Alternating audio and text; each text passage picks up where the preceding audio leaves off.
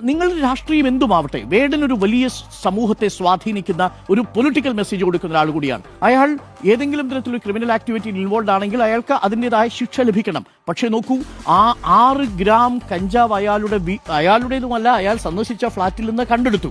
9 പേരാണ് മൊത്തം കൂടി. നമ്മളൊന്ന് ഡിവൈഡ് നോക്കിയാൽ 6 ഗ്രാം ഡിവൈഡഡ് ബൈ 9 എത്രയാണ് എന്ന് നോക്കൂ. നമ്മുടെ രാജ്യത്തെ NDPS ആക്ട് പറയുന്നത് എന്താ?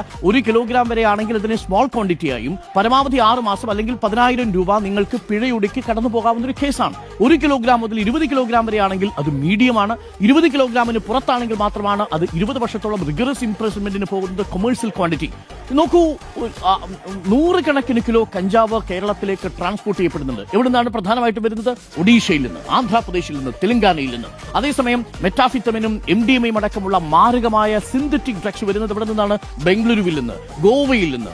ഈ റൂട്ടിനെ കൃത്യമായി പിന്തുടർന്ന് പിടിച്ച ആ സോഴ്സ് എന്നേക്കുമായി അവസാനിപ്പിക്കുന്നതിനു പകരം ഈ 1.5 ഗ്രാം കഞ്ചാവ് 9 പേർ 6 ഗ്രാം കഞ്ചാവ് പിടികൂടി ഉപയോഗിച്ചു എന്നത് പിടികൂടി എന്ന രീതിയിലേക്ക് ആ വാർത്ത പോകുമ്പോൾ അതിന്റെ ഉദ്ദേശശുദ്ധിയിൽ നിന്ന് മാറുകയും അത് കേവലം ഒരു PR ആക്ടിവിറ്റി ആയിട്ട് മാറുകയും ഇതാ ഇവിടെ എക്സൈസ് സജീവമാണ്, ഇവിടെ ഇതാ ഈ വേട്ട സജീവമാണ് എന്ന തോന്നലുണ്ടാക്കുകയും ചെയ്തു. പിടിക്കരുതെന്നല്ല ഞാൻ ഈ പറഞ്ഞത്. പക്ഷേ അതുമായി ബന്ധപ്പെട്ട് പോകുമ്പോൾ ഇപ്പോൾ പുതിയ കേസ് ചാർജ് ചെയ്യാൻ പോവാ. വീട്ടിൽ നിന്ന് വടിവാളും വാക്കത്തിയും കണ്ടെത്തിയിരിക്കുന്നത്. ഫ്ളാറ്റിൽ പിന്നെ വാക്കത്തി അല്ലാതെ വേറെന്താ വയ്ക്കുക? നമ്മുടെ വീട്ടിൽ വന്നാൽ കാണുമല്ലോ മാരകായുധങ്ങൾ. ഒന്ന് കോടാലി, വീട്ടിൽ തേങ്ങ പൊതിക്കാൻ വെച്ചിരിക്കുന്ന